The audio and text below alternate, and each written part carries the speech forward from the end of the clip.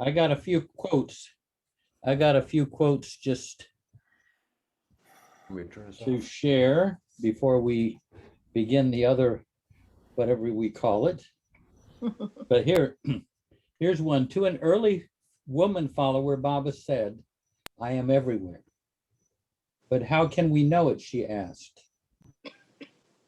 Handing her a fresh rose, Baba replied, can you see its fragrance? As the fragrance is hidden in the rose, in the same way, my presence is hidden in every heart, unseen and imperceptible. Was that audible enough? If you want to know where eternity is, it is no further than this moment. If you fail to find it in this present moment, you will not find it even in 1,000 years. That's Seppo, a Zen master. This is something that Baba would quote from Hafiz. The majesty of love lies far beyond the reach of intellect. Only one who wears his life on his sleeve dares kiss the threshold of love. This is Rumi. If the door of your soul were to open for an instant, you would see that the heart of every existent thing is your intimate friend. If the door of your soul were to open for an instant, you would see that the heart of every existent thing is your intimate friend. This is Mansari. Always be satisfied with his love for you. Never be satisfied with your love for him. That was her motto. And the last one, this is Baba. My body is like fine gossamer through which the winds of the world freely pass. My body is like fine gossamer through which the winds of the world freely pass. Meher Baba. So, anyway, I came up with this topic about 5 o'clock in the morning, about a couple mornings back. And then once I came up with, and then I tried to actually answer the thing myself, I found it's a lot more difficult than I ever imagined. I mean, so I was thinking about it today and I had to do some thinking. So if you have trouble speaking to this particular topic, it's completely understandable. Now, what I was going to get is Jacima to put this up on the chat in case you didn't get an email or you don't know what we're even talking about here. What? Yes, and it's about how we relate to Baba or how we feel Baba relates to us, and all the different ways. And some of these may ring a bell, all of them may ring a bell, a few of them. And let's see if Jacima was able to get it on the chat. It's kind of a bit. Yeah, I did, Jeff, just now. Oh, it's here. Oh, yeah. There it is. Yeah. So, yeah. So I mean, I don't know how. Should I go? Is anybody up for going? I am. Okay, good. I'll start the ball rolling. Great. Okay. So I was looking over the list. First, I had an idea, oh, Baba's this. And then I was looking at the list, and as I went through the list, I realized that Baba is different all the time and plays all the roles in my life. But I want to tell you a little story about an aspect of Baba as my sugar daddy. Okay? Mm-hmm. My sugar daddy. So I have been living in Santa Barbara for 27 years in a lovely studio, small. And I'm in the back of a house and my landlady owns the house. And the thing about Santa Barbara is you're either very, very rich or you work for the rich. And I'm the second category. And it's been a lovely life, but it's, it's always been tight and I have to, watch things. So I was always concerned that someday I was going to have to move and I didn't know how I was going to be able to afford the rents in Santa Barbara, but I tried not to think about it. But I would always check with my landlady the last 5 years to be sure. Now, if you're going to move or you're going to sell, please give me some notice because it's going to be challenging to find a place here if I could do it at all. So she assured me, no, I'm not moving. No, I love you. I would always give you as much time as you need, on and on. Oh, good. Okay. So with that being said, I went to Mayher Mount one weekend. This was in the winter time, just before the year of the pandemic. And I came home and there was a message on my phone saying that she had found a house that she wanted to buy and she put a bid on it. And so she wanted to let me know I might have to move. Now this was with no notice. And so I started laughing, I looked at Baba and I said, what? It's okay. So that went on and she didn't end up buying that house, but she did put a bid in on another place. Meanwhile, I started looking for a place to live.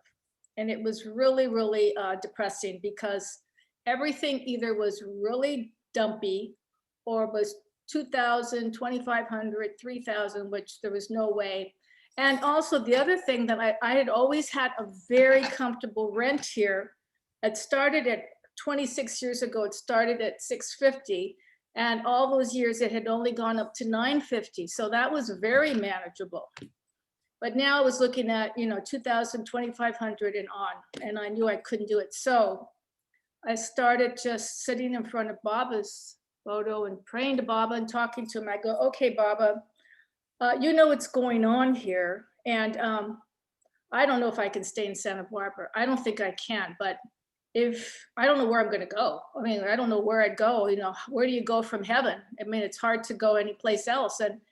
But I said, okay, well, wherever you find me a place to live that I can afford, then I'll know that's where you want me to go, okay? So I kept saying that prayer morning and night, and I was looking at places to rent. And every place I saw, I got a little bit more despondent, like, oh my God, okay. And I'd come home and talk to Baba. And I kept thinking, maybe I have to get something that's too high temporarily until I get out of the place and keep looking. So I went to look at a place that a neighbor had, and it was a really nice place, but it was $2,500. And I came home and I thought, God, it's so much money. I don't know if I can't do that, but maybe I should take it so I can get out of the house. And meanwhile, my sister was coming to visit, and I asked her, will you go look at this place with me and see what you think? And I took her over and she saw the place. And when we came back into the car, I was very happy to hear her say, that place is not for you. And I go, well, that's good. I said, because I can't afford it. Okay. So I kept looking and I kept waiting. I kept asking Baba, where do you want me to move? Do you want me to move, to Marijuana? I didn't say South Carolina. That was a bit of a leap, but whatever. If somebody had offered me a place, I would have thought, okay, Baba wants me to go there. Anyway, then one of my girlfriends is a real estate agent, and she also does property managing. And the neighbors next door from where I lived, they had a beautiful home and they were moving, and I had gotten her the job to take care of the property because I knew she was trustworthy and fair. And so she said to me, the house that she manages has a studio in the back separate from the house. And she said to me, maybe Johanna would rent out that studio to you. And it could be like, maybe we could ask her if she'd rent it for $1,000. So I know the studio. And I thought to myself, well, I can't say no because I'm not going to find anything like that for $1,000 in Santa Barbara.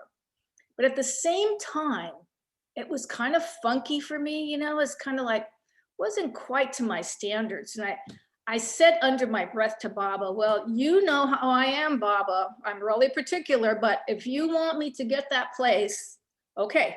And I thought, well, maybe I'll just move my stuff in there and keep looking.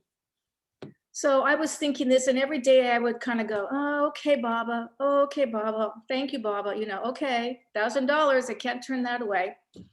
So a week goes by and I don't hear anything from Donna Lynn. And I think, well, what's happening? And I figured that maybe the Johanna, she had moved to Pear Blossom and she didn't live here. And I thought maybe her kids had talked her into selling the house, which would be a good time to sell it.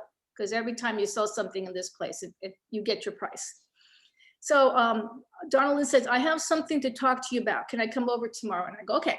So she came over and she says, put your shoes on. And she says, I'm going next door, which is where the studio was. And I thought, well, okay, why are we going there? I've already seen it. So she takes me to the front door of the house, not the studio in the back. She opens the door and she says, how would you like to rent this house? How would you like to rent this bedroom and this bathroom? And this bedroom and this bathroom? How would you like to rent this living room and this big kitchen in this backyard? And I go, what are you talking about? And she said, when I told Johanna that you needed a place, she said, oh, we have to get Marta a really beautiful place.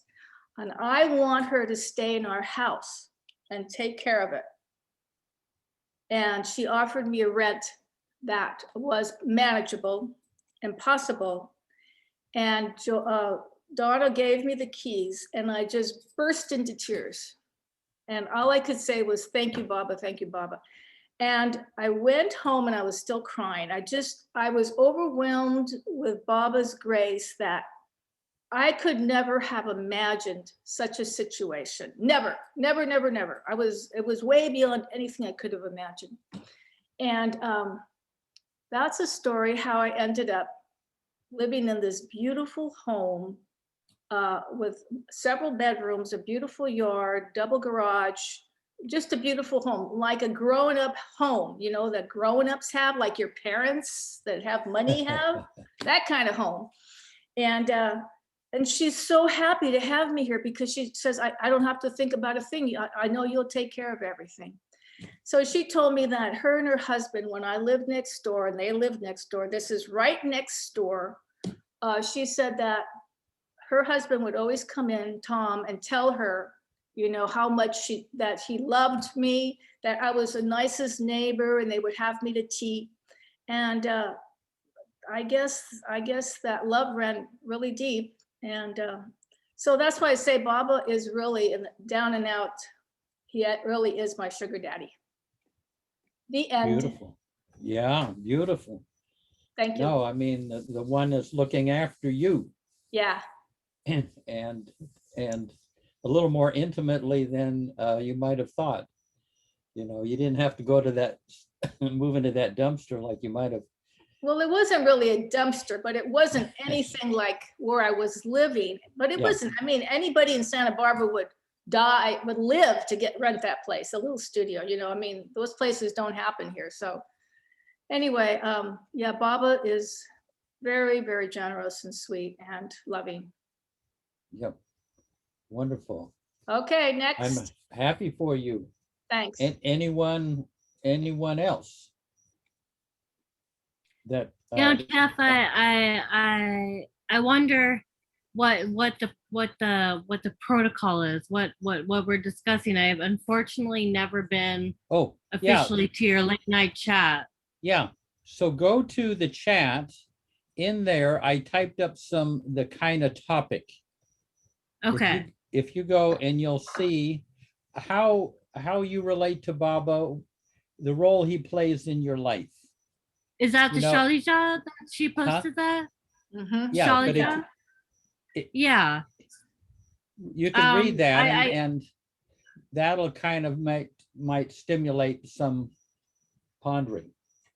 Oh, I'm sorry. I didn't raise my hand. I can wait. I can wait to raise my hand. I'm sorry. No, we're very informal here. I just go ahead. Yeah. That just the the thing that Shaja posted just really spoke to me. I I think I've spoken to some people here that I was raised in a Baba family and feel very blessed and lucky for that. And the part about Baba being my mother and my father, I do believe I chose my parents, and that just whew, makes me want to cry. Like I'm sorry, I get very emotional in these groups. Anything with Baba, and they start crying. Um, and I I wonder, I'm very mindful in my daily life of keeping Baba with me. He does the dishes with me. He goes to work with me. When I go to work, I put up a little picture of him so he's there the entire time. And um, when I'm struggling, I think a lot of know that I do struggle. Um, he's there in a way that just feels ridiculous. I'm just always astounded in the ways that he shows up. Um, sorry. Um, and I don't get it. Like, how is he there so so beautifully? And I think I wonder how to keep him in my moments where it does feel empty.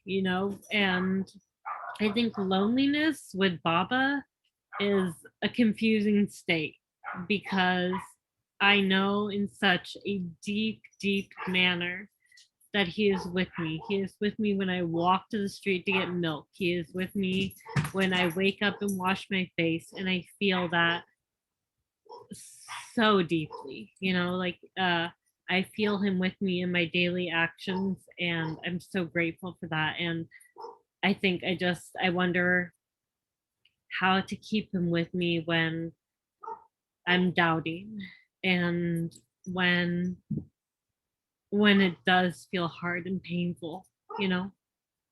And that's all. I think I Yeah. just wanted to elucidate that spoke to me so well, in the way that, like, he shows up in every single way, mother, father, the guardian, everything. He is there in ways that blow my mind.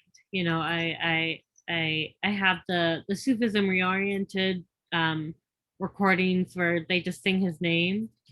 And I was in mental health treatment for a while, and that was the only thing that helped me. That was the only thing that saved me. And just listening to his name, just that's it. Just listening to his name over and over was probably the most healing thing I've ever experienced. It's just his name. And I think that's incredibly powerful, that his name can bring me so much. I don't know. Now I feel like I'm rambling, so I will end it No. here. No, look at this is very informal, and it's beautiful. And it's amazing that he can be right there with you, and right here with me, and right here with Goer, that he can be with each of us simultaneously. Only God can do that. I don't even think perfect masters can do that. Anyone else? Well, all right. I'll oh, go ahead. Yeah, Goer. So I read through the list of things that you sent today, and each and every one resonated with me. But the very last one is the one that is my favorite, in where you say, "Is he the one your heart turns to again and again throughout the day?" And I find that to be so true, that is, I throughout my day, whatever I'm doing, Baba's there with me. So, and it's just in gratitude that I find myself thanking him so much during the day for whatever I'm going through, whatever I'm doing, or it may be something that came to me or whatever. So with that in mind, I want to read this little Baba discourse that came to me, and it's about gratitude. So Baba says, gratitude is the most lovable way of acknowledging my unconditional compassion, and it strengthens your relationship with me. I have no expectation of it for my own sake, but it is for your personal good. In what way? It opens up new informal avenues through which you may feel my presence more and more. Will you please tell me then, what is gratitude? In a sense, gratitude is the art of accepting life moment by moment in whatever situation one finds oneself as being my will. You offer everything to me and receive everything from me. Jai Baba. Oh, read that again. Where did you find that? Somebody sent it to me. You know, I have these chat sessions with people all over the world, and this came to me from a very dear friend of our Karachi group in Karachi. And I think it looks to me like it's on a calendar. It's on a Baba calendar of some sort. So I don't know where it comes from originally, but if you'd like, I'd read it again. Yeah, in fact, I think It's Mayor the- Prasad says it's from one of Balnatu's conversations, perhaps, or the glimpses. No, it's from Conversations. I don't remember which of the 4 Conversations book it is, but Yeah. It Go just ahead. resonated with me so much. It was so again, it's gratitude is a most lovable way of acknowledging my unconditional compassion, and it strengthens your relationship with me. I have no expectation of it for my own sake, but it is for your personal good. In what way? It opens up new informal avenues through which you may feel my presence more and more. Will you please tell me then, what is gratitude? In a sense, gratitude is the art of accepting life moment by moment in whatever situation one finds oneself as being my will. You offer everything to me and receive everything from me. Jai Baba. Beautiful. Now, let me ask you and I mean, this is kind of personal, but when you feel Baba there around the house with you, is he Yes. kind of a little bit like Krishna, kind of playful? Is he, I mean, how, or what Yes. are the different, Sometimes we share a joke together, or sometimes my favorite song will, sung by Andrea Bocelli, which is a song of Portofino, which is Yeah. my absolute favorite. And so I find myself dancing with him around my kitchen. So it could be literally. yeah. Yeah. So Beautiful, yeah. So he whatever kind of mood you're in, he's your Yeah, partner, you might he say. shares. That's right. Beautiful. Yeah, So yeah, lovely. Is it Diane or Terry? Well, I think I'm going to start. I don't know if Diane will come up with anything, but I don't know. When Bob refers himself, to himself as a constant companion, I feel that that's really his role in my life. Like I get up and I work out and I do 1 Bubba, 2 Bubba, and I'm looking at him, and he's keeping me going. So he does all the numbers with me, all the sit-ups with me, everything with me in the morning.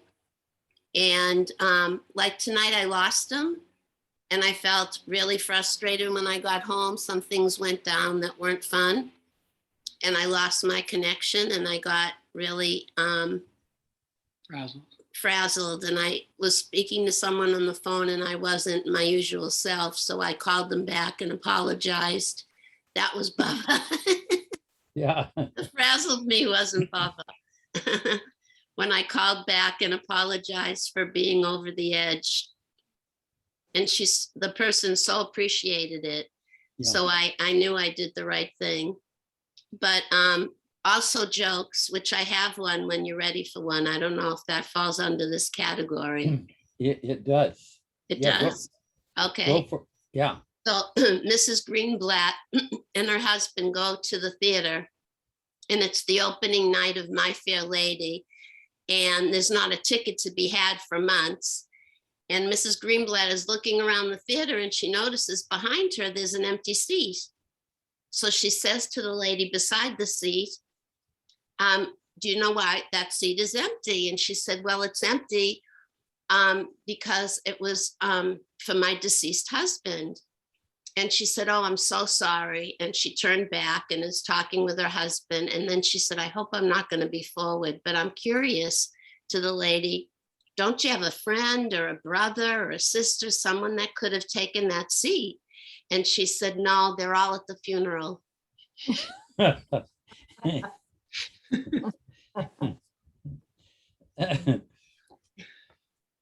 So I'll go. Yeah. I don't have a joke, but she's been waiting to tell you that one, Jeff. So she You starts. know, the My Fair Lady, the one who did this, he didn't live to see it produced, but was Gabriel Pascal. He was deeply devoted to Baba. Really? Yeah. Because I got to see it when I was young. What do you mean? Bernard Who's Gabriel Pascal? He created it. Long time Baba lover. But he created My Fair Lady? Well, George Bernard Shaw felt that he was the one to produce his plays. Huh. And My Fair Lady was like an outgrowth from Pygmalion. Pygmalion. You know? Right. But there's a deep connection with Baba and My Fair Lady. Yeah.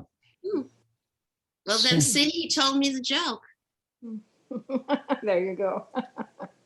So I have looked to Baba very strongly to help me get through life because of what has been told to me on these Zoom sessions, that he can be my constant companion, that he lives inside me now that my heart let him in.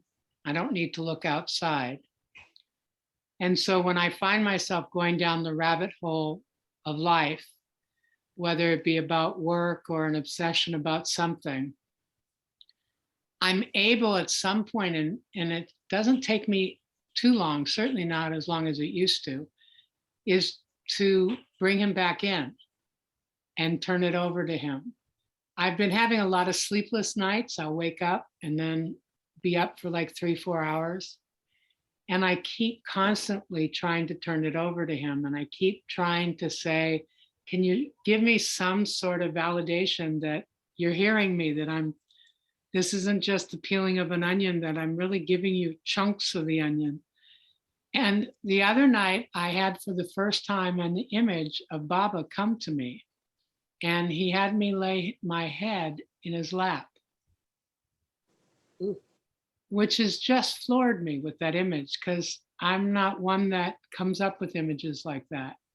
So that felt a huge gift. Anytime I feel like I'm going into a challenging conversation, and since I'm in human resources, that's about every conversation I have, I ask him to be with me. And when I deal with our child, I implore him to be with me. Because the challenge is, I'm the one that created the mess. I'm not the one that's going to be able to get me out of it. I'm going to need some major league God help. So I really thank you, Jeff, for helping people take away something tangible. There's sometimes, and I said this the other night, I can't believe I hang out with a bunch of people who talk about God all the time, and I'm right there in the front row.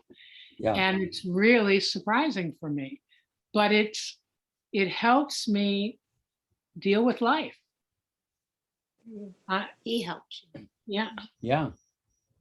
No, you get all great little hints from anyone that's here, ways that work for you, that you can incorporate. I mean, I don't hesitate to incorporate anything that, from anyone that happens to work for me and keeps Baba alive and keeps me focused on Baba. And yeah, this keeps this keeps us focused. You know, I wanted to ask Mayor Prasad, I tried to find this quote where Baba says, I am whatever you take me to be. If you take me to be a judge, I will judge you. But I don't know the context of that quote.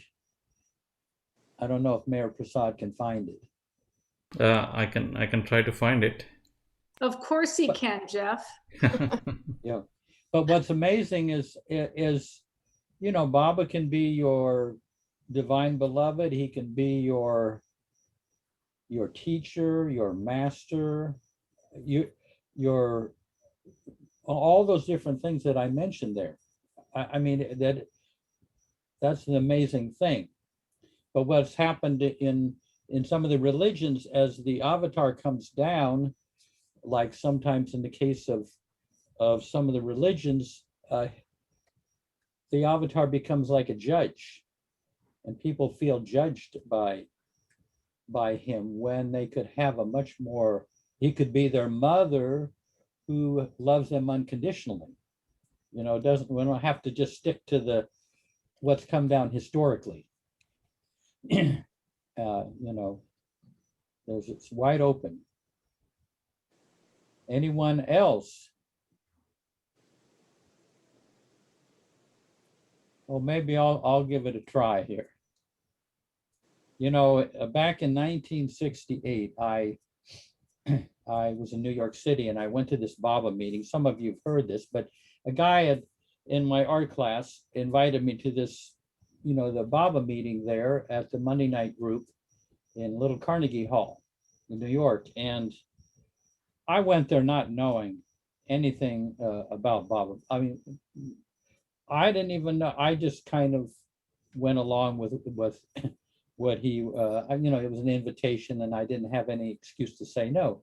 So I went there, and that's another whole story. But at the end, there was a moment, 3 minutes of silence, and they asked everybody to think of Baba. Baba was in India. And I closed my eyes, and I thought, well, I don't even know who he is. You know, they asked everybody to think of Baba. So I closed my eyes for a little bit, and then I opened it up, and I was looking around the room, and there was a large photograph of Baba at the front of the room. And I looked up there, and suddenly Baba's eyes came alive. And the love in his eyes was the love that I suspected was at the core of all of life. I knew, like, instantly he was God, and my whole life was meant to be lived for him. And up to that point, I didn't even believe you should follow anybody. So, so anyway, my first initial experience of Baba was as God, but I was more attracted to Baba, the man, the human side of Baba. And so he kind of initially, he was, you might say, the divine master. And I felt he would help me to experience the love that he was. But of course, he asked all these different things. This, you know, I was in college, and I had all my hangups and problems and desires and you know, all manner of complexes. And so I could not live the life that he was asking. And I mean, to draw closer to him, I was going to have to live this, but I kept coming up short. In fact, at times I kind of beat myself up because I could not live up to the life he was asking. But then I found Baba was, he was so loving, and it was like, to me, it was like a mother with unconditional love. You know, he was basically, he would say, Jeff, don't worry about it. You know, that takes time. You're going to get through these things. I'm going to take you through these things. You're going to be, your selfishness is going to be transformed gradually into love. Don't worry about it. So I never felt judged by Baba, even though I was having difficulties living the life. And then I went from New York back to Tacoma or Seattle, Washington, near where I grew up. And there wasn't anybody there who was really that interested in Baba. So I had this kind of honeymoon with Baba. And there I would say, in that phase of my life, he was like my divine beloved. And we had this kind of beautiful, I walked around all over Seattle with him, and we had a lovely time together. And then years went by, I wound up working at the center. Now, at the center brought out some of the worst things in me. And I mean, some of the real, it was difficult. It was challenging. It brought out some of the best in me, but some of the more difficult things in me. And I'm going to share this one exchange I had with Erich. Some of you have heard it, but it was very pivotal and meaningful in my life. During this period when I was working at the center, I went to India, and we were there in Mandalay Hall, and Erich is over there by the window, and I'm on the other side, and there are a number of us in Mandalay Hall. And I said, Erich, what if I went out last night to a party and I had a wild time, and I got drunk and I just carried on? And I was bound and determined to have a good time, and I knew Baba wouldn't exactly be happy with it. Now this morning, I'm hungover, I have a headache, I feel miserable. I said, Erich, I don't want to burden Baba with that. I mean, I'm willing to suffer it myself. And I said, does Baba want me to give him my hangover? And Erich is on the side of the room with his arms, and he says, yes, give him your hangover. And the embarrassment of having such a meager gift to give your beloved will inspire you next time to have something more precious to offer. But always give whatever you're feeling deep down to Baba. Mm-hmm. But I said, Erich, still, isn't that a burden to Baba? And he said, brother, it's a greater burden to Baba to withhold anything from him than to throw on him the worst of yourself. I mean, that came from Baba through Erich into my lap. It is a greater burden to Baba to withhold anything from him than to throw on him the worst of yourself. So he from that time on, he's gotten the good, bad, and ugly of me. So he was one of the roles there as a confidant, or the one that you bring all this stuff to. And then, I mean, I'm going through wildly through years. And all during that period, I felt Baba was always watching me. Very lovingly, not judging, but I felt, for almost 20 years that he was watching me as I went through my day. And then one day, he was no longer watching me. And so I was very confused. I knew Baba was with me, but I didn't feel him.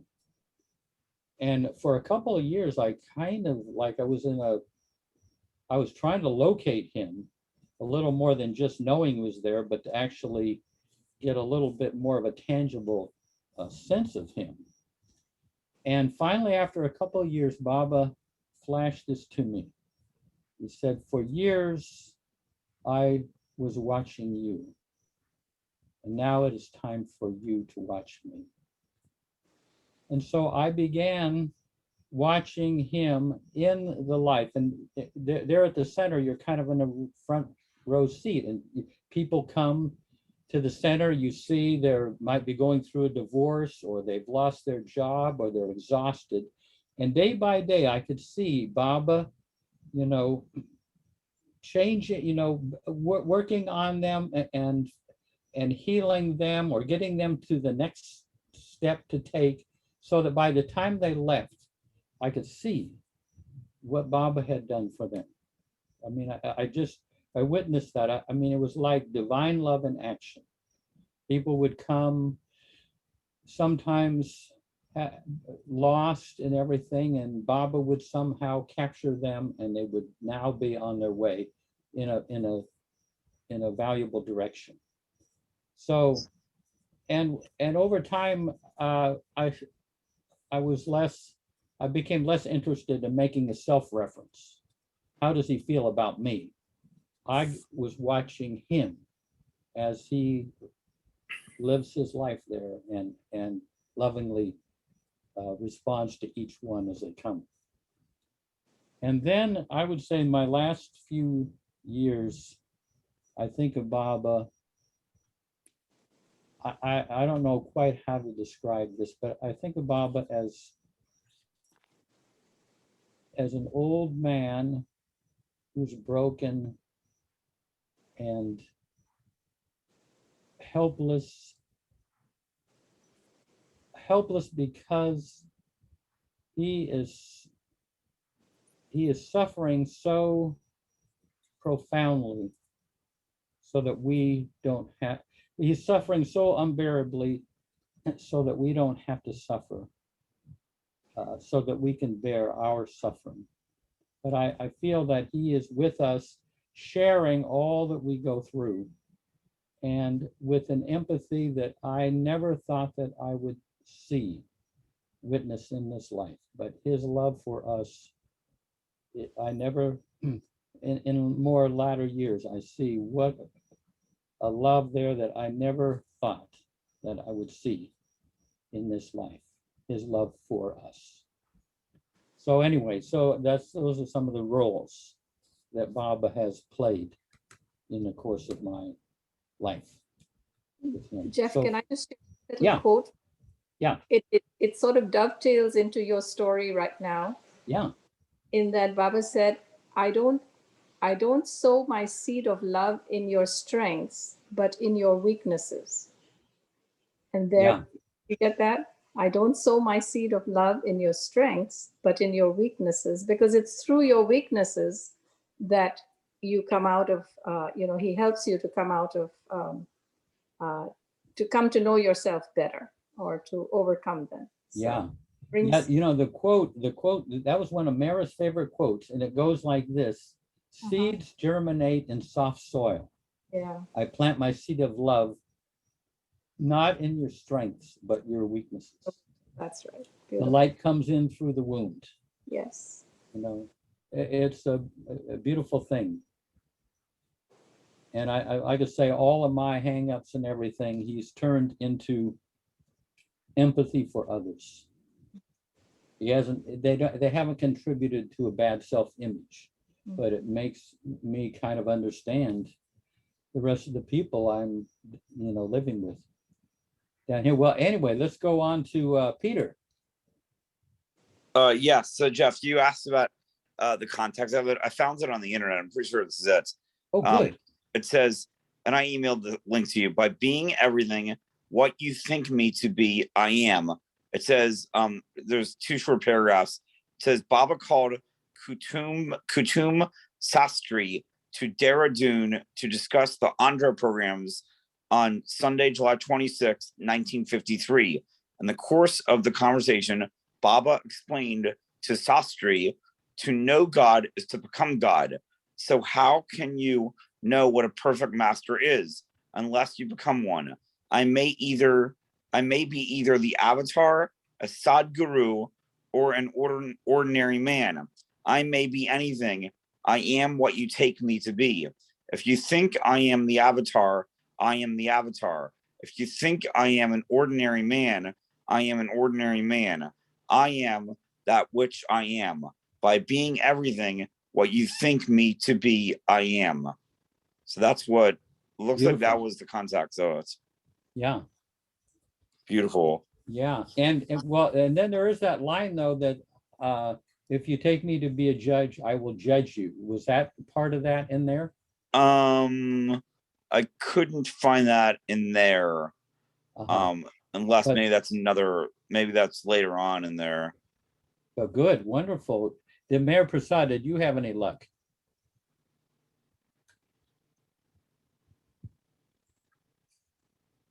Not yet. The one I found is the same as what Peter found. Oh, okay. It seems to be from Lord Meher, but yeah, that's what it says. Lord Meher, yeah. Okay, let's see. Well, Elizabeth. Hi, I feel like I've never talked this much in my life, so it's making me nervous. Um, I think what you're talking about really speaks to me, and I think what it invokes is the usefulness of suffering. I think that in my life, at least, when I've been in deep suffering, it is such a blessing. Like Baba talks about that, but I really do feel that. And I think the remembrance that we talk of, and the I think that I don't remember Baba as deeply. He doesn't feel as close to me as in those moments when I'm suffering, if that makes sense. I think that Yeah. that draws me so close to him, and as painful as it is, I am simultaneously just so grateful. I think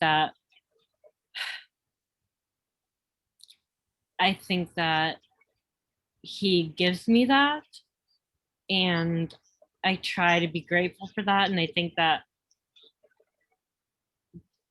the words he speaks about, just remembering him and his name, and the power of Mayor Baba's name is one of the greatest blessings that I've ever received. I think that being able to repeat his name in those times is something that is indescribable, and when you talk of suffering, I'm so grateful, and it's hard to be grateful. It is hard to be grateful in those times, but I think that I'm so grateful, and so hearing you speak about all of this really just brings that up. And whether it's relevant or not, I'm sorry, but that's kind of like what comes to mind for me is Yeah. just this great blessing of suffering. It is such a blessing. It is such a blessing, and I strive to not forget that. That's Yeah. all that's Yeah. what was on my mind. No, it does help us connect with our fellow beings. If you haven't gone through a divorce, it's hard to understand what these people are going through. But if you've gone through it yourself, you know how difficult it is. Or if you've lost a parent, all of that links us. Let's see. I know this is kind of a difficult topic, like I say, but Tony Paterniti is usually not at loss for words. Did you see, if you look Hello. on the chat, Tony, Yes, I'm. did you see that the kind of topic for this evening? Yes, hold on. I just shared something there, which I attributed to everything in the nothing, but I just checked. He who knows everything displaces nothing. Yeah. To each one, I appear to be what he thinks I am. Yeah. And that's from In Life at Its Best. And I've enjoyed over the years, for most of my life with Baba, I've worn his button. And people could work around me for years and not notice it. But when they do notice it, they recognize him. But who they recognize him at is always really interesting. It says something about their relationship with God. So for many, for many, he was a musician. David Crosby. For even me, the first picture I saw of Baba, I thought looked like Jerry Colonna, a comedian. Yeah. And others associated him with Gallagher, another comedian. I had a friend who had a very harsh Catholic school upbringing, a colleague, and she thought he looked like Joe Stalin. And a kid in the neighborhood who wound up getting involved with crime and being in prison, he also thought he looked like Joe Stalin. I was at getting gas during the first Gulf War, and I had the big "Don't Worry, Be Happy" card on my back side window, and the fellow was from the subcontinent, and he said, "Very nice picture." I said, "Yeah, it's very, very nice." I said, "Yeah, it is very nice. He's very powerful man." I said, "Yeah, he is." He said, "But you must be very brave to wear that, put that picture up at these times." I said, "I don't understand." It's, "Well, you know, with the war going on." I said, no, you don't understand. He says, "Saddam Hussein." I said, "No, not Saddam Hussein. His name is Meher Baba. Meher Baba. Yes, Saddam Hussein, very powerful man." And I finally said, listen, not Saddam Hussein. His name is Meher Baba. Meher Baba. And he stops and he looks at the picture closely and he says, "Then he is the most powerful man of all." So, I mean, one friend, there was a fellow actor in a play I was in. He just came in for a few nights. Thought Baba was Ron Jeremy, the famous porn star, who was reputed to be very well endowed. And it's sort of like Shiva Lingam approach to God. Yeah. So that's, I know that's not exactly what your theme is, but Tony, what was the name of the porn star? Ron Jeremy, who actually went to my Queens College, same college as me, but I never met the guy. So Tony, how do you picture Baba, or when you're relating to him? There are many, many ways. What are some of the ways? Yeah, I think it's impossible to, I mean, I could say all of the above except the hidden secret romantic love that didn't seem to connect. But all the rest, certainly sometimes feel like I'm getting Mandali treatment. The intimacy,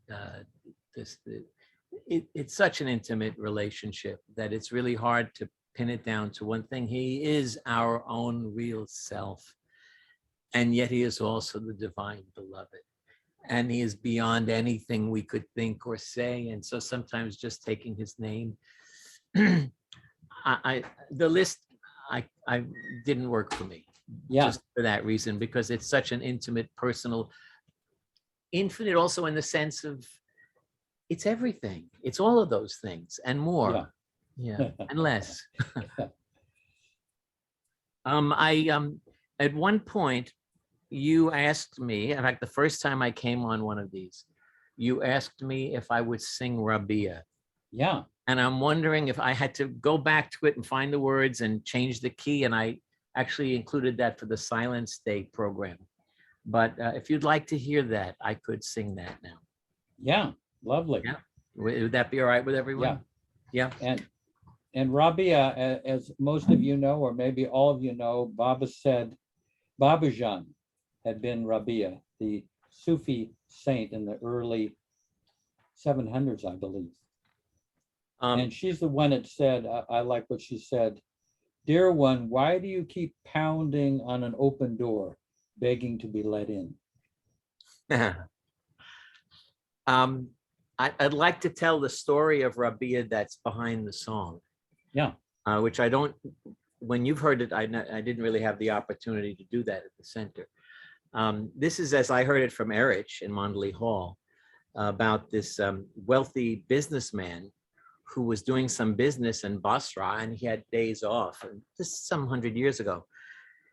And he wanted to know what was the real thing worth seeing in Basra. And people would mention this monument or that, the art museum, or he said, no, everybody has that. What is it that makes Basra unique? You know, I'm not here as a tourist. I want to see what it is that, and in the end, they'd be hesitant. And finally, they'd say, well, we do have the most beautiful woman in the world here. And he says, yeah, okay, sure. But this happened so many times.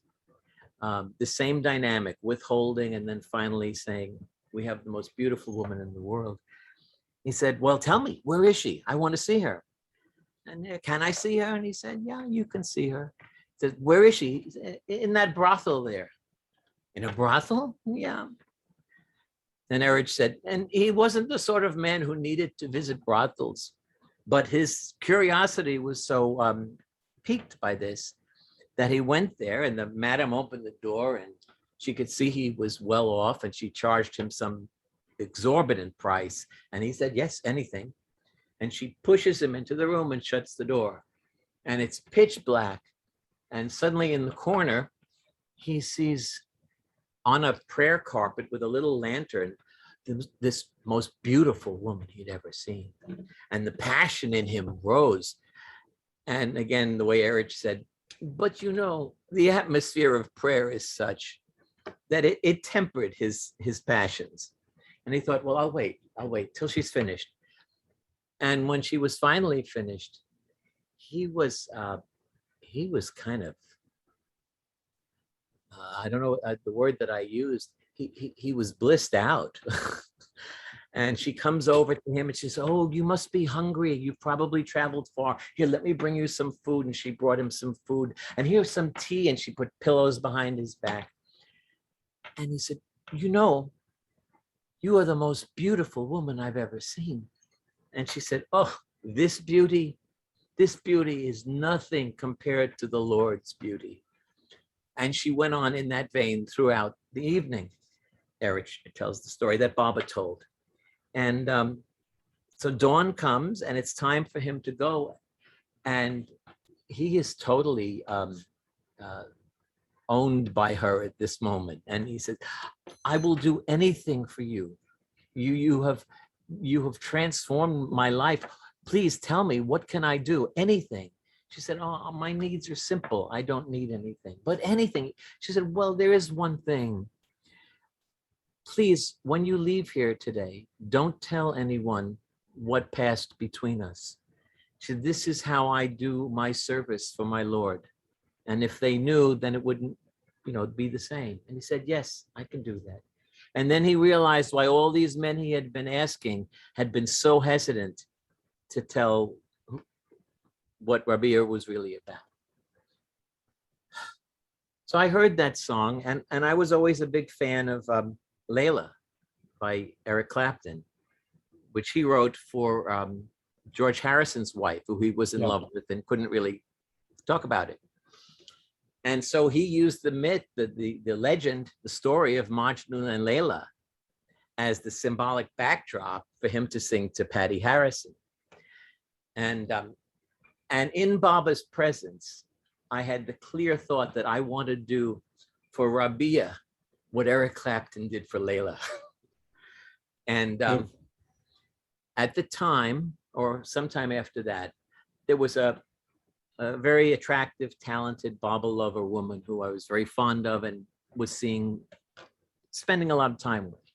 And when I'd go to visit, I would sometimes bring flowers. She would bring me tea, bring out tea for me. And she was sort of in a Marilyn Monroe phase. And at one point she said to me, I don't know why men keep falling in love with me. And I thought, here's my artist's model for Rabia. And at some point, and we wound up not seeing much of each other after that. It just kind of worked out that way. But this song came. I hope that wasn't too long. No, beautiful. Yeah.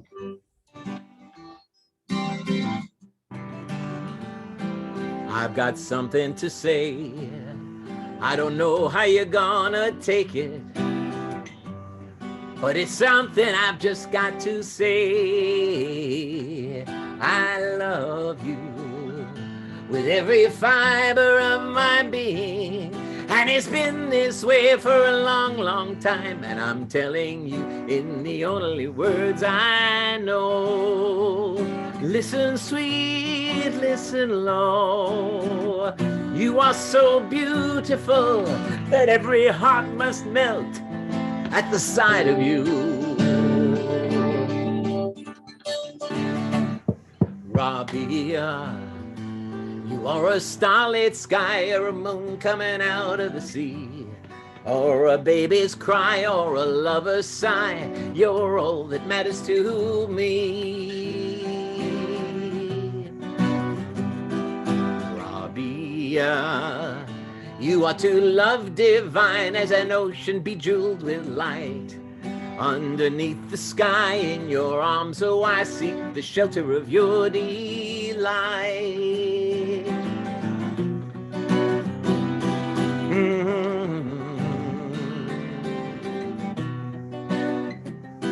If you make me some tea in the morning, I will bring you a flower at night.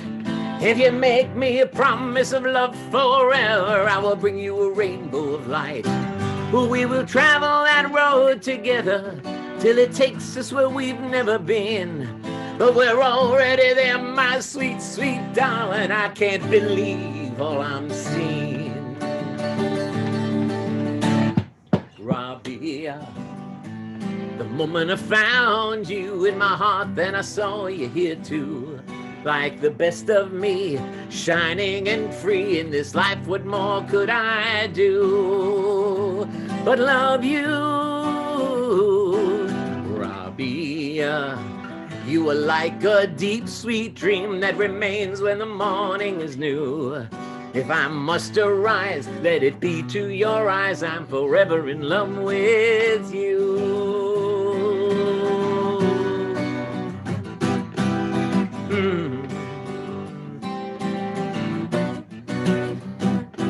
So forgive me my indiscretion.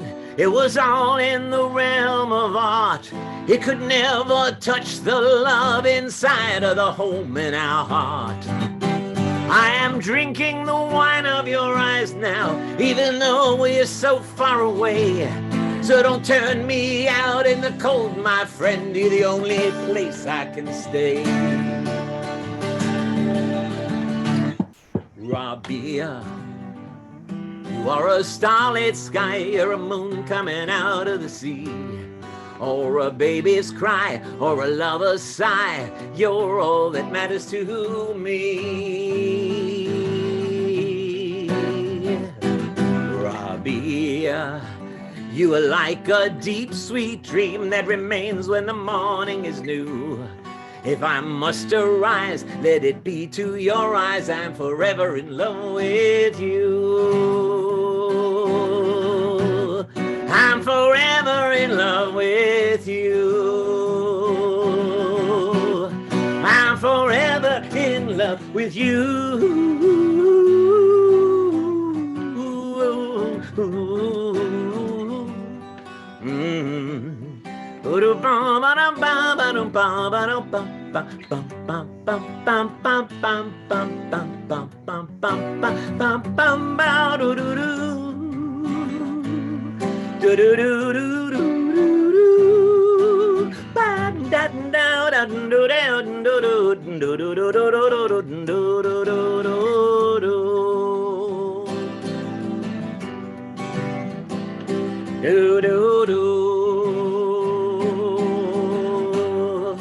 I'm forever in love with you.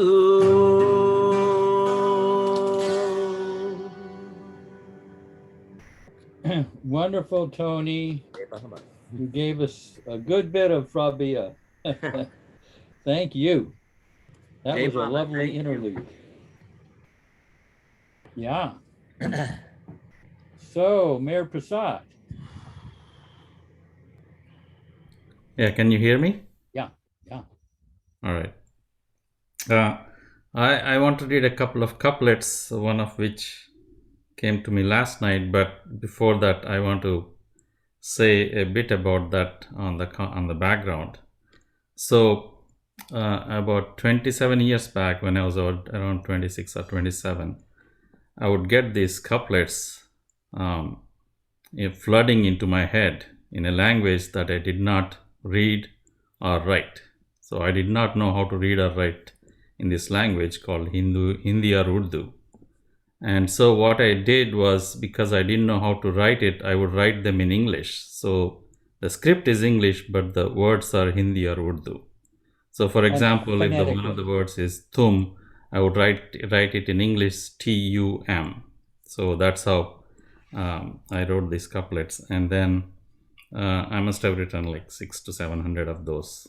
Really? Wow. Yeah. And I don't know, I didn't count, but I think it's somewhere around that range over the period of a year or two. Yeah. But then they didn't come to me anymore, and except once in a while they just appear out of nowhere. But none of them have Baba's name in it. So that's another thing that I wanted to say. Anyway, so these are two couplets I thought may be relevant to the topic here. One of these was on Silence Day, and the second one is from last night. First one is गुजर जाती थी जिंदगी इस तरह तेरे बिन, न राह न रुख न मंजिल, जैसे नाव पतवार के बिन. Life would have passed away without you in such a way. No path, no direction, no goal, like a boat without a rudder. Beautiful. पूछते हैं कौन हो तुम मेरे, पूछता हूँ कौन हूँ मैं बिन तेरे. Which means they ask me who are you to me. I ask who am I without you. Wow. Now, Goer, that's your native tongue, isn't it? Yes, yes. I understood it. Yeah, when he read it in Urdu, I knew what he was saying. Yeah. Meher, could you say it in Urdu again and then translate it? I'd love to hear that language. Yes, it's a beautiful language. Very Oh, it's sweet. gorgeous. Yeah. Very sweet. पूछते हैं कि wait, yeah. पूछते हैं कि कौन हो तुम मेरे, पूछता हूँ कौन हूँ मैं बिन तेरे. They ask me who are you to me. I ask who am I without you. Beautiful. Now, does Goer, do these sound like someone that you actually know, some Urdu poet? I've heard of Urdu poets, but off the top of my head, I can't come up with Yeah. anything right now. But sure, we used to study them in school, definitely. Mhm. Yeah. And read the first one you read. गुजर जाती थी जिंदगी इस तरह तेरे बिन, न राह न रुख न मंजिल, जैसे नाव पतवार के बिन. Life would have passed away without you in such a way. No path, no direction, no goal, like a boat without a rudder. Yeah. Mhm. Beautiful. Beautiful. I mean, that's kind of amazing, though, that these couplets would come through. Yeah. It's almost like he was channeling them from somewhere. Yeah. And Yeah, if and possible, sometimes I would get up in the middle of the night and write 10 or 12 of these. Definitely. Somebody was channeling through you. Yeah. Yeah. or it may be a past life recollection of a particular poet, or you might have even been the poet, and they're coming through again. Yeah. Beautiful. Yeah. Let's You see should. what Payam. Oh, go ahead. Go ahead. No, I was just. Meher Prasad. Yes. I was just trying to say, Mayor Prasad, you should publish these. You should compile these and put them in a booklet or something. They're beautiful. And then I someone will agree. accuse them of I plagiarizing. second that. Yeah. What's that? I said I second that. Yeah. Yes. Hey, so let's see what Beautiful. Payam. Yeah. Oh. Payam. And these couplets, Ram Prasad and Meher. Loud. Jay Baba, hold on, Yeah. let me get this video on. Hi, Oh, Jay good. Baba. Yeah. You know, what to say, all the things you guys were sharing about how I relate to Baba. He's so many different things at different times. But one of the biggest ones for me right now is he's my best problem solver. You know, especially at work, but even around the house. If I can't find something, I call upon him. If at work, I will say, it's been really through the Zooms and the effort and grace, my focus on him through this whole pandemic has really increased so much. I feel much closer to Baba. And I thank him really for bringing this opportunity. He's working in all of us, of course, but especially for me. So he's my problem solver. And just something that happened recently, you know, in my work, I speak with parents who are in anguish because their children, they're suffering, you know, they have very severe disabilities. And there are words that come out of my mouth, and truly, I'm not thinking about it, but it comes out. And later, when I reflect on my day, I see that he chose that word. He said that thing that they needed to hear. And the more I feel I'm closer to him, the more he takes over. And Meher Prasad, you said something on one of the Zooms that I really took to heart, which was to meditate on Baba. Well, you didn't call it meditation. I'm calling it meditation, but to look at Baba for 5 minutes in the morning and in the evening, and to say, all my thoughts, all my words, all my deeds, I give to you. And like, even like visualizing that I'm actually giving it to him. And the more I do that consistently, the more I witness him taking over, just like in what I shared.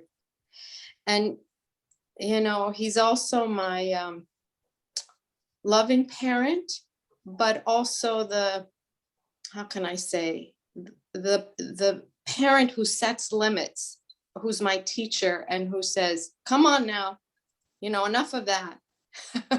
And so it shows up sometimes in an argument, it shows up in my weaknesses. But later on, I feel he brought that to me so that I could grow up, you know, and mature a little bit more. And, you know, he's the person I complain to a lot too. It's nice to have someone to complain to. And he's truly a friend. And in other times, I see him as, you know, the Almighty God to be worshipped, because he's so great. I mean, anyways, just thought I'd share that. Beautiful, beautiful Payam, very touching. Mhm. Yeah. You know that there's that one poem by Francis Brabazon. If you weren't so much God and you were a little less God and a little bit more man, I would be happy. Remember that? It's a great talk that he gave. You know, but okay, Jasima and Shailaja. Yeah, Jivaba. Yeah, for me and for us actually.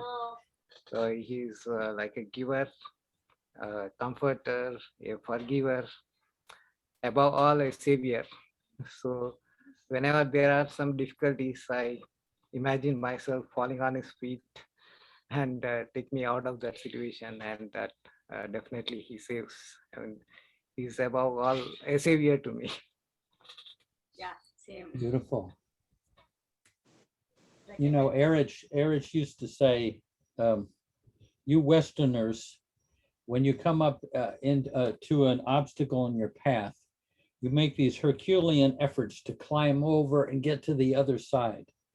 But when we come here in the East, when we come up against an obstacle on our path, we just fall at his feet.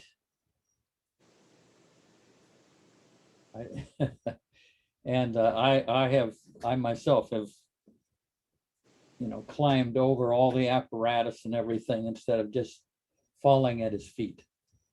It's the fastest way.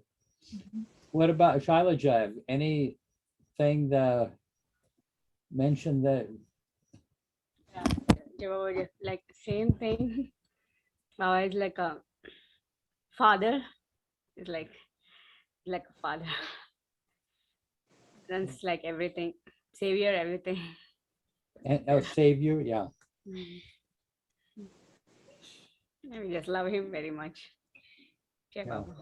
So beautiful. Yeah. I know I like to say, I came up with that topic.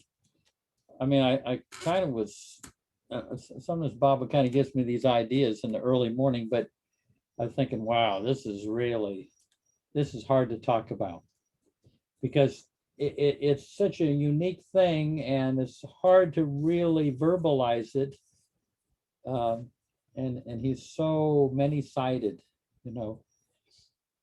What about, let's see, Marion, any thoughts from you?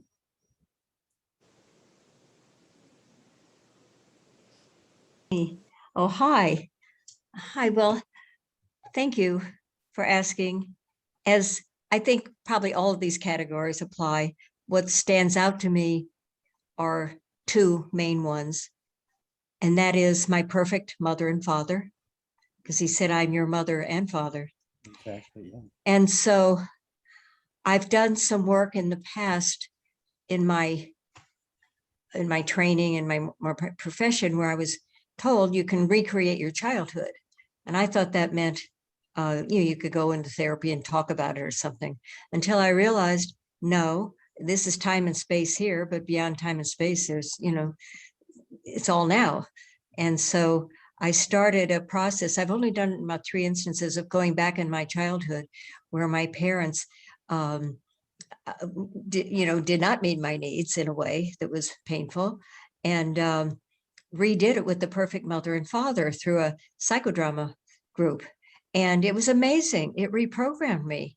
It actually changed that scenario of my life.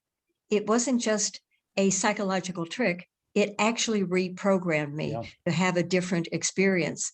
And so I used my perfect mother and father. They looked like the mother and father of my childhood in this life, but they were really the whole persona of Meher Baba, being the perfect mother and father in these redoing these scenarios from my past. And so I relate to him very much that way. And even though, and let him be the perfect mother and father.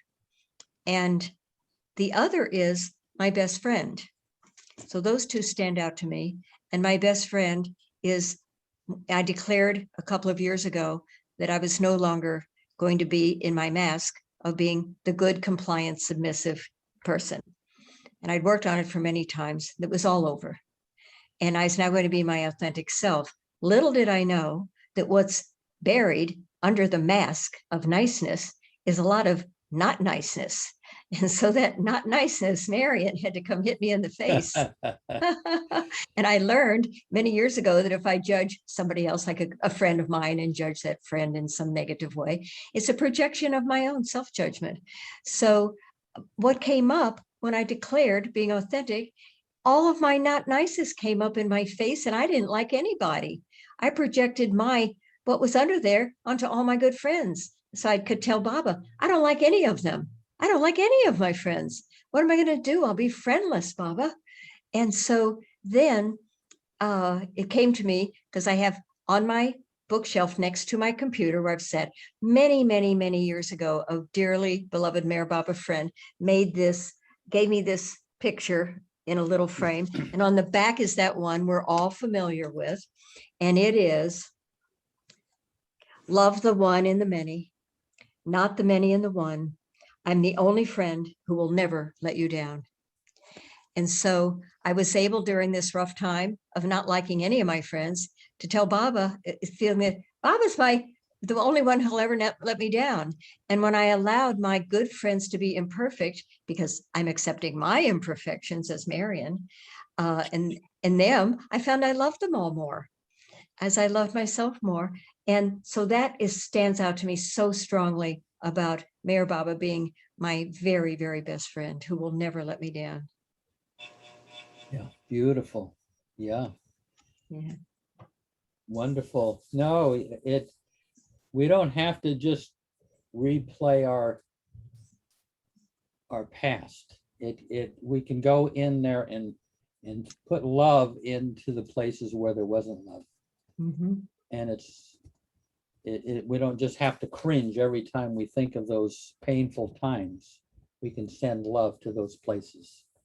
So you can have an entirely different, you can reprogram the past. Yeah. In a beautiful way. Let's see. Let me think here. I know this is like Jeff, I guess Sham Sundar had something to say, but there was some background noise. Oh, Sham.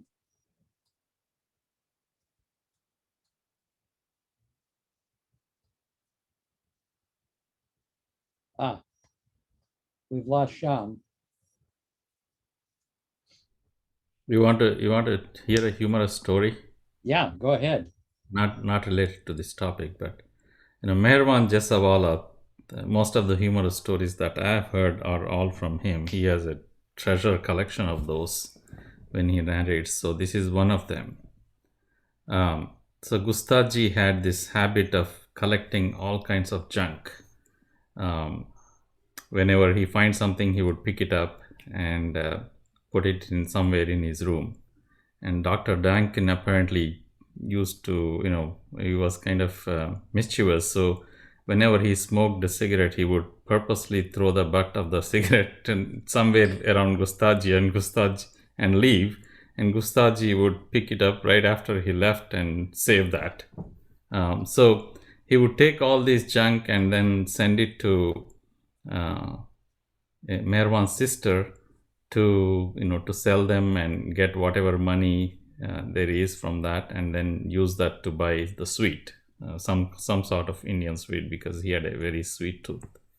So one time in Merazad, Adike Rani came in his new car, and he came for some work that Baba wanted to have done. And then when he came, Gustaji asked him, do you mind taking, I have a few bundles, do you mind taking them in your car and send it to Pune to, Meherwan's sister, Mehru or Manu, one of those.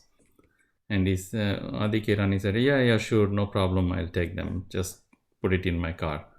And then he went, and then Gustaji came, he started to load the car. The top of the car had some kind of a container or something like that. So he started to load that, and he loaded that. And then he brought some more from inside. He loaded the trunk. So he kept on bringing more and more. And eventually he loaded up the entire back seat of the car. That was full. And then he loaded up the passenger seat. And then he put some papers near the footrest. Nadikeran, he came, he was shocked to see the entire car filled up with all this junk. And he got so angry, he started to throw out all the papers from the car. And he put out everything out. And, Baba heard all this commotion happening, and he came inside. And he asked what was going on, and Adike Rani said, look, Baba, I asked him to, I agreed to take because I thought there were like 1 or 2 bundles, but look at him, he loaded up my entire new car with all this junk. I hardly have any space to sit here. And Baba said, no, you have to take it because you promised that you will take, so you have to take it. So Adike Rani not only had to take it, but he had to reload everything that he threw outside back into the car and then take it. I know there were such scenarios that happened, that around.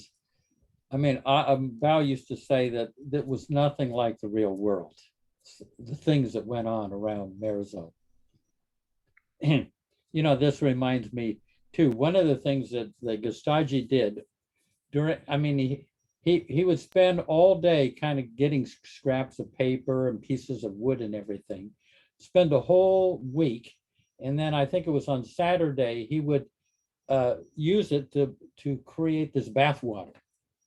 And he would heat up the bath water, and he would tie up the bath stall for the entire day, and this is basically this was his occupation. This was his profession, just going around collecting stuff all week and then creating this fire. And Bao said that the way he would take a bath is he would take the soap, and he would first do his like up to his wrist, and then he'd pour water over that, then he'd go from his wrist up to his elbow, and he'd work on that for the longest time, and then he'd get rid of the soap. Then he'd go from the elbow to the arm. He'd spend the whole time. And so one day Baba says to Bao that he wants Bao to help Gustaji, and be basically kind of a servant. And so Bao's now, he's having, on top of all of his other things, night watch and correspondence, walking dogs and everything, he's now got to look after Gustaji. And this went on for a while, and Baba kind of got it out of him, how are you doing, Bao? All right, Baba. No, I mean, how's it? And he finally dragged it out of him, about Gustaji. He said, but Baba, I'm working, I have all this work to do, and now you're giving me having to look after Gustaji. He doesn't do anything all week. And then Baba, this is what Baba said. Gustaji does, this is the world of Mirza. Gustaji does more for me in 5 minutes doing nothing than you do in working for me from morning till night. What kind of world is that? Gustaji does more for me in 5 minutes doing nothing than you do in working for me from morning to night. But he may have just been doing that. It was Baba bathing him, who knows? But crazy. Okay, Elizabeth. Just you say that brings to mind, I don't know how many of you have had the honor of meeting Bao, but I met him many times as a child, and his hugs are like that. Like that feeling you're talking about, that power that like, I feel like when, I was probably 10, 11, when I met Baoji, and I still remember his teddy bear hugs. Like, I feel like that did so much for me in that one moment that I got to hug him. That feels like the same. It's probably not the same thing with Gustaji, but I feel like Bao had that power to just give you a hug and transfer so much Baba to you, just in that one little hug. Yeah. A million people lining up to hug him, and as a child, just getting that hug from him, I'm 37. I still remember those hugs from Baoji as a child. I feel like he gave the same kind of energy. He gave the same kind of love in those hugs. Beautiful, yeah. I mean, they're like so hollowed out that when you're being hugged, is Baba really hugging you through the shell of Bao Kalchuri? I like, Goer, what your father said about you as a child looking at Baba. Do you remember that line? Yes, he said when we were sitting in Guru Prasad in the little room with just a few of us from Karachi that had gone to see Baba that day, he said to me, look at Baba as much as possible. Take in as much of Baba as you can, because this will last you a lifetime. So, beautiful. Yeah. I mean, what great advice from a father. Yeah. Take in as much of Baba as you can, because this will last you a lifetime. Yeah. And that's Baba. And then there's even Bao Kalchuri is still lasting with Elizabeth after all these years. So much. Let's see. I don't know. I just feel so full of love. I feel like I never talked like this, and everything's just pouring out, and I feel embarrassed. So yeah, no, this is now I snort when I laugh. We're your aunts and uncles and brothers and sisters. I was just gonna say that, I have been to India 2 times, and I just remember, I don't want to talk back because I'm gonna start crying.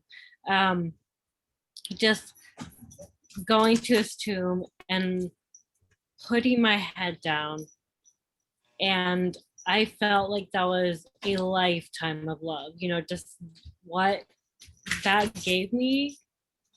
I can't talk about without crying, you know, just I, you know, COVID prevents me from being here now, obviously, but that is with me forever. You know, like I went, first time I was probably like 12 when I went to India, and then second time, you know, in my 20s, and that, what that has given me, just that, what, you know, like you're talking about just those one moments, just that, you know, Gustave or anything, those hugs, those anything, just bowing down there. Whew, even just once, and I was able to do it many times during RT, but just once, just swept over me, you know, and filled me with a love that will never disappear in this lifetime, and I believe the next lifetime and the next, and just being able to bow down there has just been one of the greatest honors of my life, you know. And I feel like it's true that like those, just those small moments, just those that was 30 seconds, those little tiny things create such a huge bloom of Baba love, you know, those hugs, that bowing down, the, you know, those tiny moments just build to something incredible. Yeah, Bao used to say that Baba has put a treasure in the tomb for everyone. And whenever they come, whether it's this lifetime or next lifetime, it will still be there, very personally for them. You know, and that's a lovely love, and I would say I feel it's true.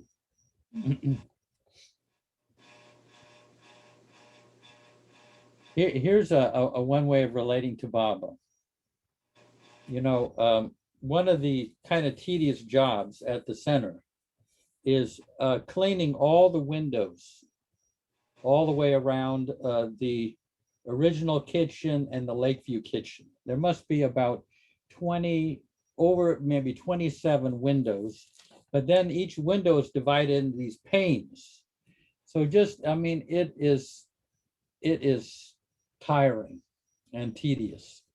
And years ago, I was there, you know, with the Windex and cleaning them, you know, finally, window 27. Then I'm down to window 26. And I move on window 25. And I'm in the middle of this. And this thought comes from, you know, from my deeper self. Is this entertaining to Baba? And I thought, no, this isn't entertaining to Baba. He has to watch this. I mean, I kind of pictured a security guard at a mall who's got all of these like little televisions, and they're facing out into different parking lots, you know, and he's just sitting there and there's nothing happening. But what if somebody, you know, out in the parking lot did a little dance for the guy, you know? So I realized, God, I've got to do these windows. I mean, Baba is stuck watching me all day. I got to make sure it's entertaining to him. So you know, so sometimes I get some kids and we do, you know, do it together and everything, or it's a way of making it entertaining for Baba. But basically, he's the audience in this. This is a different type of relationship, but he's the audience and I'm the entertainer. So that's another. There's so many ways of relating to Baba, but that changed my whole focus, my whole approach with work, because you can make it. There are little things you can do that make it fun for Baba, because he does have to go around with this all day.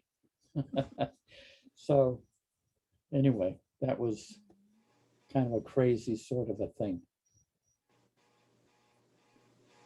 Jeff, when you were saying that, I pictured Baba like in stained glass in each pane. Do you know how Paula has that Baba glass behind her? Stained glass. It's stained glass of Baba. Yeah, yeah. That's what I pictured the windows. You were cleaning Baba, not window panes. Yeah, that's another way. I mean, and that would be entertaining to him to do it. You know, there are different ways. sometimes I get the kids to come over and I have a whole lot of pine needles on top of the roof. And I call them over and they come over and then I push all of these pine needles down on anything to kind of make it a little more interesting.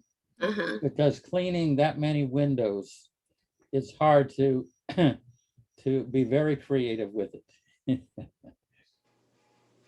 So I think, how we doing? I think we're doing okay. Hey, if anybody has any topics or subjects that will kind of evoke, interesting, us talking about our life with Baba, don't hesitate to email me,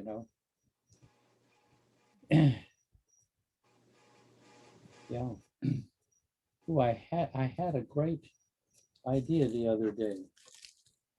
Oh, can't remember. But sometimes I get an idea that would be, ways of a type of discussion that would be would engage people. Yeah. I was wondering, Vijay, are you still on? I was wondering if you had any, if you felt like sharing how Baba is to you. Yeah. I don't know if you're still on or you went to sleep. Vijay? It's morning for him. His name's there, so maybe. Yeah, Vijay. Maybe he left. What? See, Mahu, is Mahu around? There's Vijay. Oh, there's Vijay. There he went. There he is. Vijay, you have anything to share about Baba? Oh God. Martha, yeah. Well, this entire life is so beautiful. Without Baba, where we'll go? Nowhere. See, you make me cry. You see, you know, I don't want to say anything. Oh, I'm sorry. Yeah. Sorry, Vijay. Sorry. No, it's okay. It's Martha. You make me so happy. Jeffs make me so happy. All Baba lovers makes me so happy. Oh. So you can see, Baba is such a joy, and and cry and joy. So where would we go? Thank you. Yeah. Jai Baba. But Vijay, we have to fill up 700 years. Oh, that's fine. I'm agree for 1,000 years because life is so beautiful. I'm agree. I'm enjoying it. It reminds me Mansari's words that she would love to come again and again and enjoy with Baba people. So it's really, life is beautiful. Yeah. Jai Baba, dear. Yeah. That's what. Hey, so anyway, well, Dinku, are you there? Not that you have to say anything.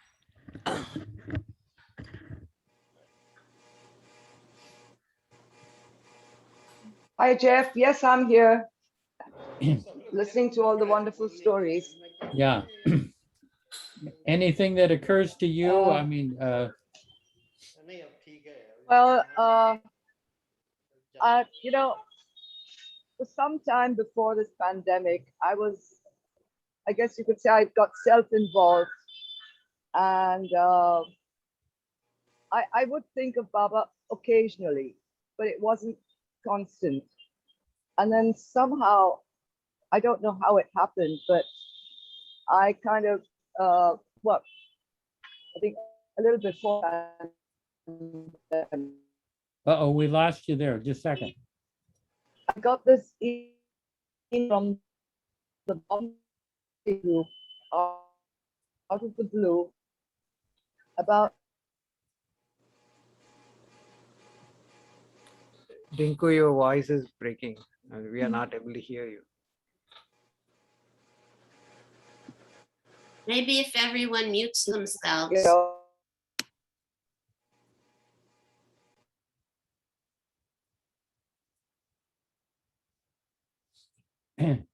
Well, while we're waiting, what is my, we're coming down to the end, Michael, but have you got something? What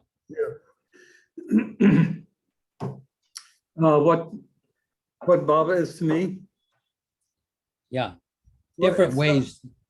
Huh? Well, it sounds kind of trite, but he's everything to me. Oh, come on, Michael. I mean, really. Well, let's see. He's my constant companion. He's my source of inspiration. He's this benign uncle, friend, who's always walking next to me, on my shoulder, by my shoulder. We have conversations. Do you think this is a good idea? Maybe. Never condemns me for what I do. He doesn't say, Michael, bad boy. Doesn't do that at all. Whatever I'm into that needs changing, I become aware of it, and then eventually it changes. So beautiful. Well, when I was in Marizad with Erich and a few other Westerners, we were having tea, and an officer from Abhignagar came by. He was a young man, maybe in his 30s, 20s. And he said, "Will I find peace with Meher Baba?" And Erich looked at me and said, "Tell him, Michael." For some reason, Erich looked into me and he saw things that I didn't see, but he saw this. "Tell him, Michael." I said, "You want peace? I'm on fire." So it's this relationship of pain and ecstasy where I feel this tremendous pain, not physical pain, but spiritual pain of feeling the pain of others, the agony of the earth as it's going through its travail, the cries of starving children and injustice and the cry for justice. At the same time, I hear this singing. In fact, that leads me to a poem. Here we go. The soundless song. Sing to me the only song worth singing, oh, singer of my heart. Thrill me with your sonorous voice. I tremble with delight as the notes vibrate up my spine and over my heart, forming a lattice of molten sound that no mere song could emulate. Falling upon my knees and then upon the ground, your needle hovers over me, poised to pin me forever to the earth. Twisting to avoid your barb, your song impales me with its pastel hues, transfixing me with its softness. I ask you, Meher, as my voice is like a frog's, when can I sing with you again and my angel brothers? Beautiful. So, I don't know what else to say. But, it's not a part-time relationship, okay? Yeah. All consuming. Yeah. It's amazing how we stumbled in on this. We took And I feel like excuse me? Go ahead. I feel like I'm a part of his design that I've worked to do. And I used to think that it made me special, but right now it's just what I do. And that when my time comes to stand upon the stage and play my part in that way, I will. And that he trusts me. It's like we go back millions of years. And I've known him in so many different forms, so many different faces. And right now, part of the fun is seeing him and other people Where is he hiding now? And is he at my dinner table now? And being tested. Paul used to test me. He told me I was in his Nazar. So then he'd say, did you hear that singer? There's a singer coming. And I'd say, okay. And then that evening or the next morning, he'd say, did you hear the singer? And I said, no. I always told him the truth because I didn't want to deal with the consequences of trying to lie or look good. I mean, how can you look good? You know, it's like Bao called himself Potato 1008, and I don't know what number I would have. So A sweet potato. You're a sweet potato. Sweet potato. My wife thinks so. Other people think like I've got horns and teeth and such. But it's so funny. To her, I'm a pussycat. And to others, I'm like, ah, Michael. So, no, it's just, it's doing his work. Just being cheerful. I like making people laugh because I know if I have a good belly laugh, if somebody does, and he laughs with them, with me. And it's just, and he's not too interested in my tears, but he does like the laughter. And I had a conversation with him in the lagoon cabin, you know, a disembodied conversation. And it was very intimate, very personal, as if he was there. And I said to him, you know, could you take away my fears? And he laughed because he knew that's impossible. But he said, yes, as long as you make me laugh. And I said to him, I think that means that it's going to be at my expense. And he laughed again. He said, yes. So I'm quite prepared to look like the fool and the madman because it makes him laugh. Jai Baba. Jai Baba, thank you. Hey, so we'll have Dinku. You broke up there. Yeah, sorry, I lost my connection. Yeah. Yeah, so anyway, you know, I was going through a very bad time, lots of things happening, and I was at my wit's end. And then not happening personally, but you know, my husband's cancer came back. I had to put my dog down. My mother fell ill, and then, you know, she was very ill for a long time. All this happened within a span of 6 weeks, and I was just over my head with everything. And I guess this was Baba's way of showing me that he was there for me, because gradually he sort of pulled me in. And I don't know, it's difficult to say, but you know, he was there for me. I know that. And he just did so much to help me through all this and not feel alone and abandoned the way I did at that time. Beautiful. Yeah, no, those are the, that I know that means the world to us, and he comes through sometimes in the worst times to help us out.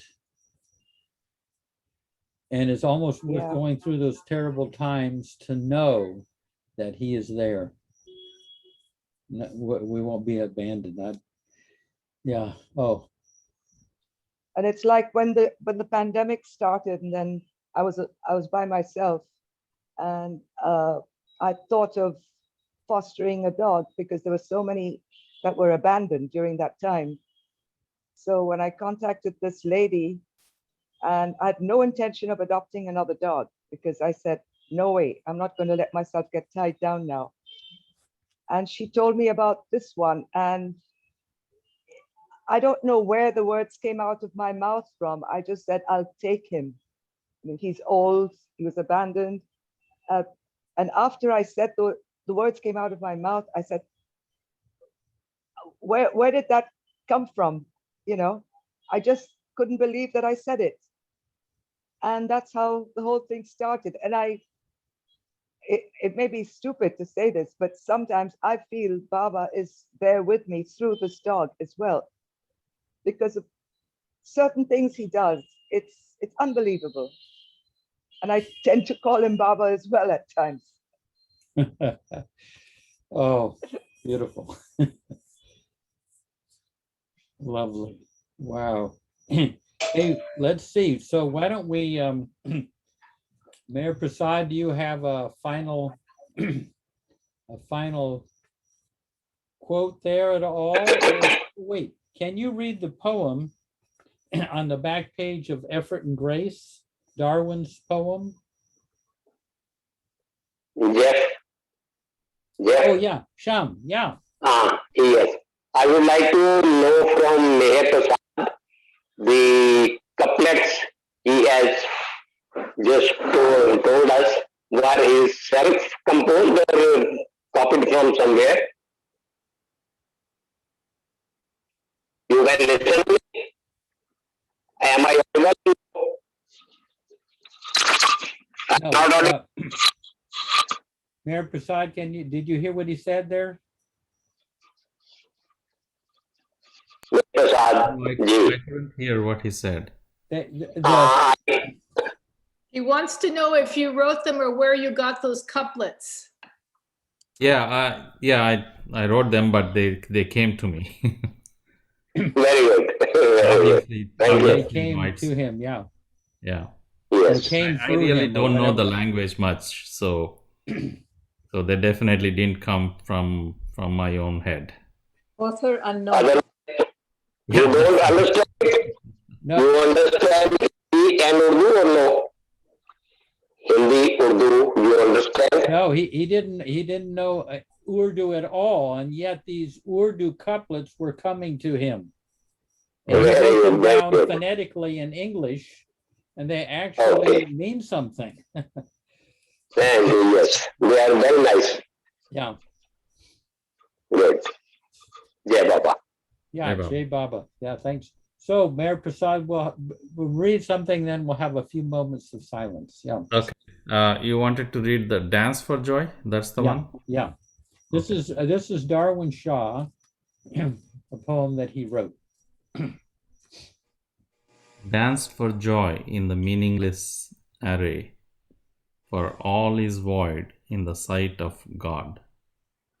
Cease thy struggles with the coils of illusion. Let it go on unchallenged, unclaimed, and smile with God. For all is a trick, a joke which never was. Be not deceived by the enchantment of a distant freedom. O ye who were never bound, laugh at the trammels of Maya. Darwin Shaw. Read it once again. Dance for joy in the meaningless array, for all is void in the sight of God. Cease thy struggles with the coils of illusion. Let it go on unchallenged, unclaimed, and smile with God. For all is a trick, a joke which never was. Be not deceived by the enchantment of a distant freedom. O ye who were never bound, laugh at the trammels of Maya. Darwin Shaw. Yeah, let's have a few moments of silence.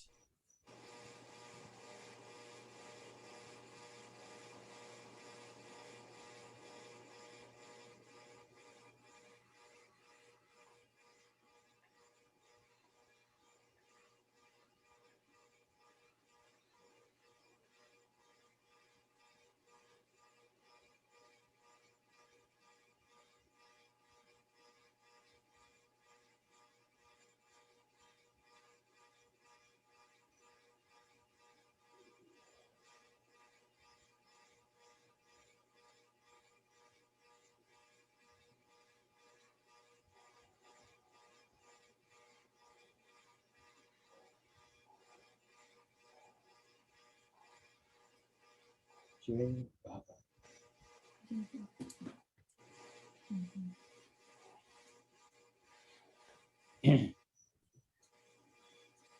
So,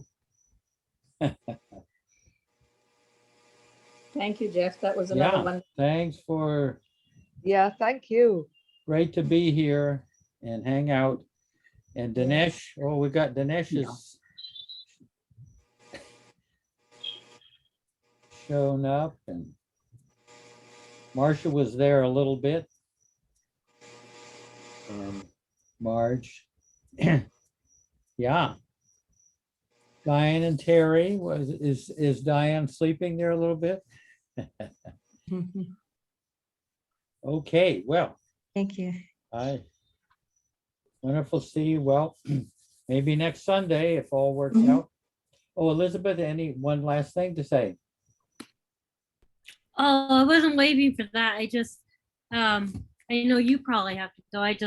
I have this really beautiful Yom Kippur prayer that I felt like Marianne and Marta, just a lot of people might want to hear, but it's very short. Go for it, yeah. Okay. The world doesn't need more people beating themselves up. The world doesn't need more people beating themselves up inside, making a bloody mess of their broken hearts and tattered shreds of their minds. There's quite enough of that, and all its longings is more pain.